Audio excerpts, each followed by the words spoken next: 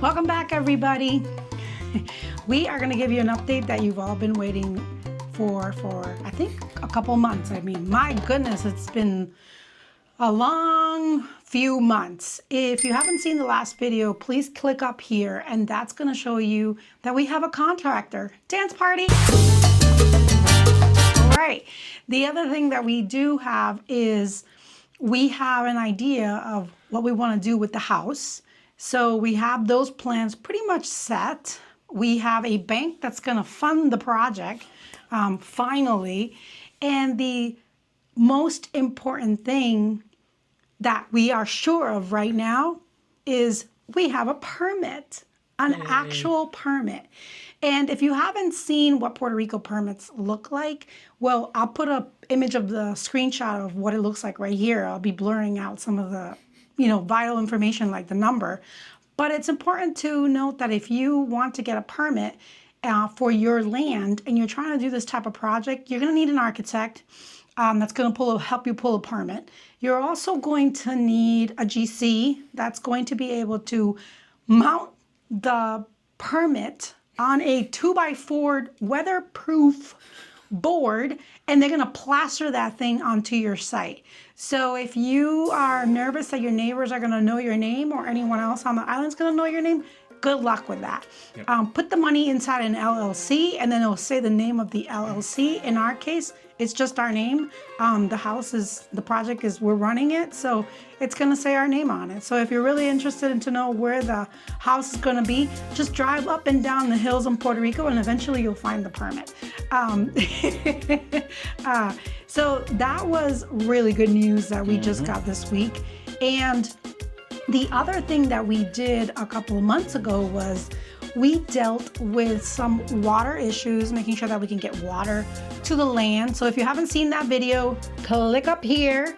You can see the water video. And the other thing that we want to talk about is the electricity and what we found out about the electricity. So funny enough, we have a video for that too. So if you want to know how to get electricity in Puerto Rico, then again, click up here, we'll link that video, and then come back here and you can hear our Luma and electrical story, which has pretty much been holding up this project for the past probably 4 months now. Yeah, at least. Yeah. So we'll let Jerry tell the story, because if I talk about it, I might start crying. I might do that anyways. Yeah. Maybe out of joy right now, but... I think I'll just start crying just to start crying. Well, we found out from our general contractor that our electrical scope of the work is going to be very expensive, because our existing meter, he thought we're just going to connect to it. Well, come to find out, our house has been inactive for so long that we need to become new members with Luma. So we have to go, so that we did a video on that previously and found out all the things we have to do. We did most of them, and then we found out from Luma that our new electrical meter was going to be at the end of our driveway, which is almost 1,000 feet away, or like 800 feet away from our house. It's crazy. So we were like, I don't think we want that. We found out that Luma basically doesn't want to put the meter inside your property. That's why they put it at our gate, what they thought was actually our property, but we found out that it's not. We found out that our driveway is actually owned by the town. So we were able to ask Luma to basically relocate the meter at our property line, which is really close to our house. It's like 200 feet away from our house, opposed to 800. So the next step was to say, hey, we got Luma out. They confirmed all this, and they said, okay, yeah, we'll bring you some power poles, but we can't put them on your driveway because your driveway is not your property. So we found out that now we have to go to the city, get approval for Luma to put some power poles on their property, and we're almost done with that. It's like 5 steps just to get to this point with the city, and now because they have to go through the CRIM, imagine that. The CRIM always comes back somehow. Yeah, it does come back, and again, the CRIM, if you haven't seen that video of things that you have to do when you buy a house in Puerto Rico, the things that you're going to get, look up here because we're going to post that video.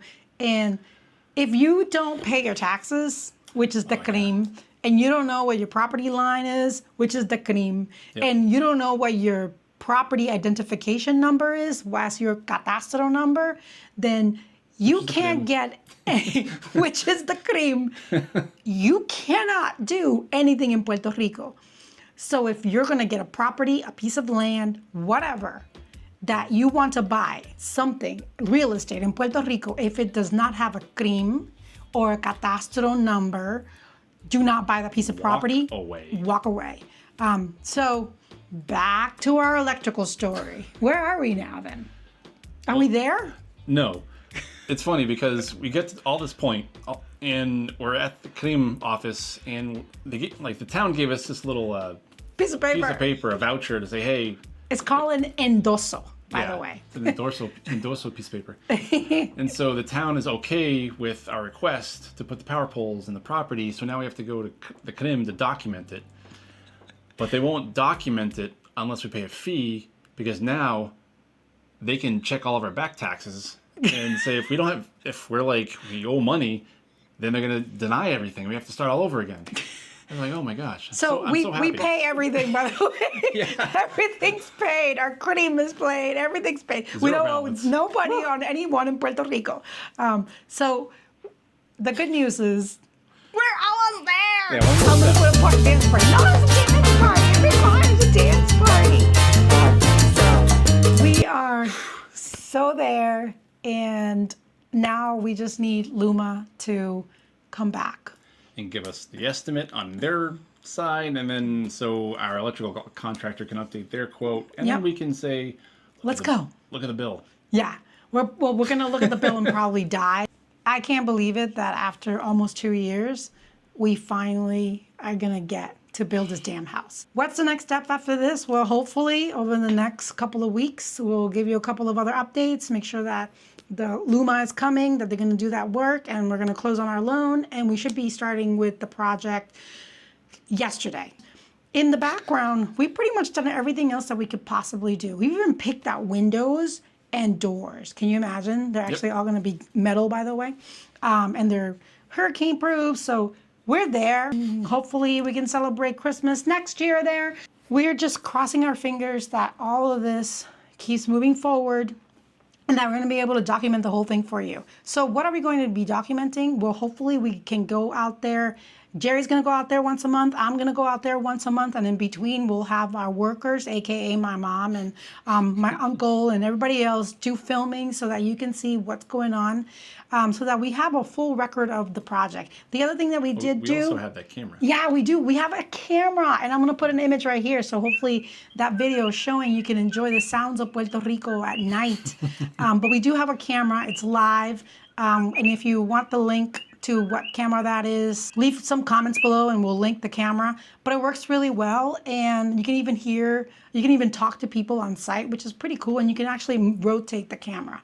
And we're gonna try to do our best to document as much as we can, when we can, and what it is that we are spending on materials. So I can't promise every single little thing, but if we can get some cost of some, basic materials. I got a list going already. Just on, like outlets and switches. Yeah, and that type of thing. That stuff we have to submit to the actual electrician. So exactly. they install it. Exactly. So if you want to know what some of the things cost, we can do some tile, we can do some coating for the roof, some toilets and refrigerators and that type of stuff. We'll put some of those costs in here, and if it gets really popular, then we'll do members only, and then we'll put a lot more financial information in there. We're not going to share it to the entire world, but we'll put a members only page, and you can see our spreadsheet. And if that is interesting to you, and you're trying to do this project yourself. And I will say that this project has been a long time coming, but it taught us a lot about the things that we want and how we want to live our life when we are living there. And one of the things that it has reminded us is that if you're going to move to Puerto Rico, then you need to forget about your past life. What is it? Don't bring your what? Old luggage? Old luggage, yeah. Jerry said don't bring your old luggage to your new life. Yep. That's true. If you want to live in Puerto Rico, if you want to live on our island, then you're going to have to learn to walk and talk act like a local, eat like a local, listen to our loud music, and be part of the community and get to know your neighbors. It doesn't matter if you're white or black, where you're from around the world, they're going to embrace you, I promise you, because they're going to see you as part of the community, that you're giving back to the community. So learn to shop local, learn to eat local, learn to just be able to be a regular human being and be able to have some patience. It takes hours, days, weeks, and months to get anything done on the island. So forget about your life that you have on the mainland. Embrace the life in Puerto Rico, and you are going to be fine. You are going to love it, and you are going to slow down, and I bet you your blood pressure is gonna go down, and you are going to be a happier human being. Getting there might cost you a small heart attack, but once you are there, you will be able to enjoy the life. Are you excited? I am. I can't wait to chill out and have some passion fruit for my heart. Yeah, passion fruit lowers blood pressure. So Yeah. we really hope you enjoyed the video and the update, and I hope that you're as excited to see this project come to fruition as we are. And as always, happy savings.